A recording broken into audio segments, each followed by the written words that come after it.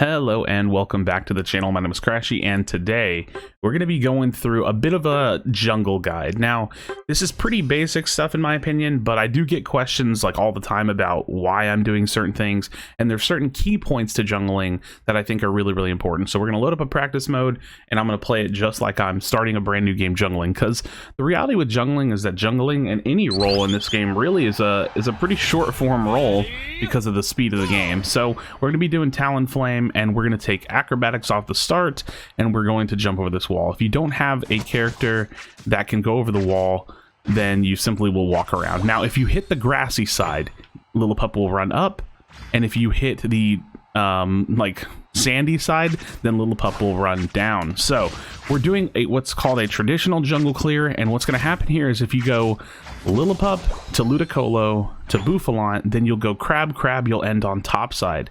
But there is an alternate clear path where you can choose to end on the bottom side, and you'll see me do that every now and then. And that alternate clear path, I'll show y'all later on in the video, so definitely stick around for that. So we're doing just a normal clear. You want to get all of your farm, and then you want to show up to a lane. Now, the reality is, especially with junglers that have fast clear, which most junglers have perfectly fine clear time, you can still pick whatever lane you want to go to.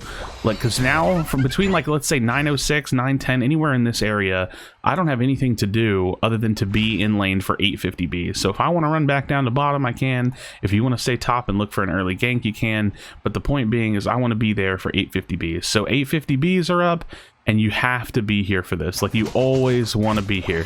Now, this is about normally how it goes. Maybe you fight, maybe you die, whatever the case may be. But 850Bs are here, and you want to get out of here, and you want to go farm the mid-core fish. Now, mid-core fish are a contested neutral farm in the middle of the map. Sometimes you can get 3 of them, sometimes you can get all 4, sometimes you can't get any, but this is what you want to try to focus. As soon as that's done, look at the map. These camps are going to be starting to spawn again. So you want to finish that. I'm actually probably a little ahead of schedule just because usually I'll spend more time. I'll get like a third one, whatever the case may be. And, you know, looking at the clock, 8:10 on the clock, whatever the case, whatever it is. But right now, we're back from mid-jungle. We're going to rotate back in here.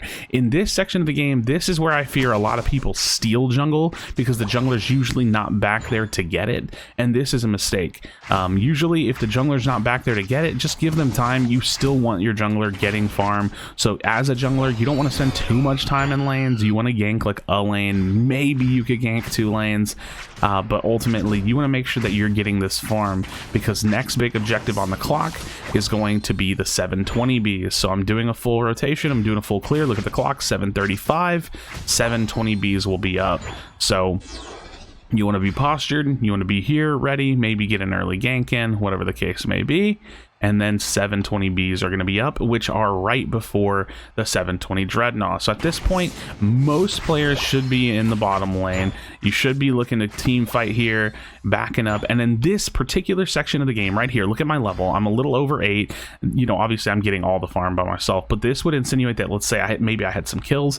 I could push. If you have a jungler that gets ult at level 9, I can push for ult here. So if these Aldinos are up, you can take them from you know, teammates. These mid crabs will be coming up. You could rotate back up, and usually in this section of the game, you can either push for level 9, or you want to be really close to bottom lane, making sure that they're not doing the Dreadnought. You need to be there for that. So like right now, if I was playing with like a coordinated team, or even like a 3-man team or something, I would be saying, hey, look, I think I could push for 9. I'm going to try to push for 9.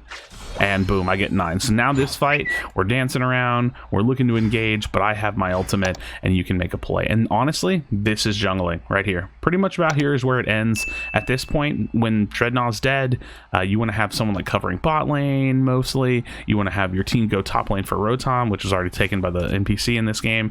And then you want to have the jungle, really, you could kind of go back through and sweep through and keep your experience high and get it. But past the first Dreadnought, especially in like a solo queue environment, it really is just kind of like anyone's game. Like anybody can go through here and take this.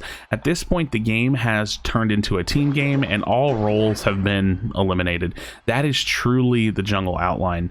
And there's some wiggle room, right? Like counter jungling, for example. Like one example of counter jungling is if I go into the mid core fish section of jungling, and I see, like, let's say on the other side of the map, the enemy laner is, or the enemy jungler is still in the lane, like in the lane for a long time, sometimes I will go for this berry and I'll go into their jungle and I'll try to take their buffs, which this is a risky thing to do, so you have to kind of figure out the timing on it and get really good at it, but definitely something you can do. So let's talk about that alternate jungle path. Now, I know I'm doing it on this side, but let's say you start on the Lillipup and you want to kill the Lillipup. So we're going to do the alternate jungle path.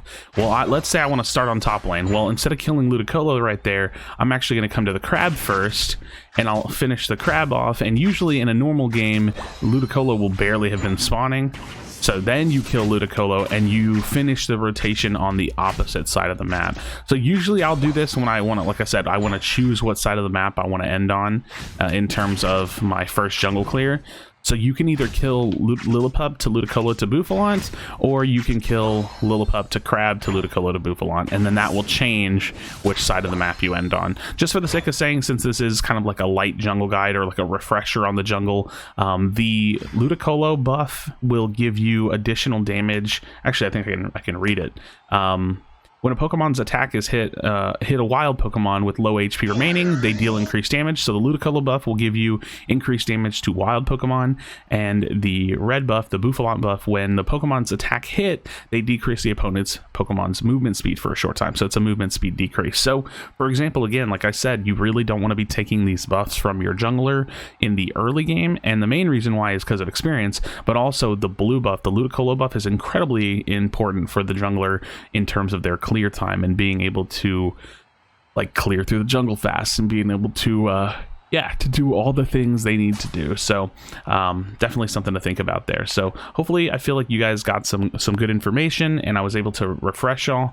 Like I said, after the first Dreadnought, the game really opens up and it just becomes about like what's on the map, what can you farm, where do you need to be grouped at, what, you know, when the second Dreadnought is coming up, and how can you, just play the game as a team at that point. But really, the whole jungle role is really just about the early game. It's about playing a strong jungler that can use the levels and take advantage of the experience. Try to push for level 9 if you're a character that has level 9. Get that ultimate. Make sure that you're influencing the bottom lane a good amount. I personally like to focus the bottom lane because that is the lane that has Dreadnought on it, so you don't want to you don't want to let your bottom lane lose. But in general, a light rule of thumb is that I do tend to try to gank my strongest lane. Like if I have a lane that's like really struggling, or just a lane of characters that's not very good, like a Gardevoir lane or something like that, it's really hard to gank that lane and find good value out of it, because at the end of the day, even though I'm going to lane to help with the bees, you're also going to lane to get experience from the bees. So you have to think about, if you gank a weaker lane and they can't kill these, well then you're only going to be able to help so much, and you might actually leave that lane at a disadvantage. So let me know your thoughts in the comments down below. Like I said, I wanted to kind of update this for any new players that might be watching, but this is the general jungle or center position outline. In terms of characters that you want to be taking into this jungle or center, it's really pretty wide open, but the meta will always have a meta. So who knows, maybe I'll make y'all another jungle tier list here in the near future for the current patch. But yeah, definitely just pay attention to the current meta the best you can. So as always, friends, be sure to be kind to one another. Tell someone that you love them, and I'll see you on the next video.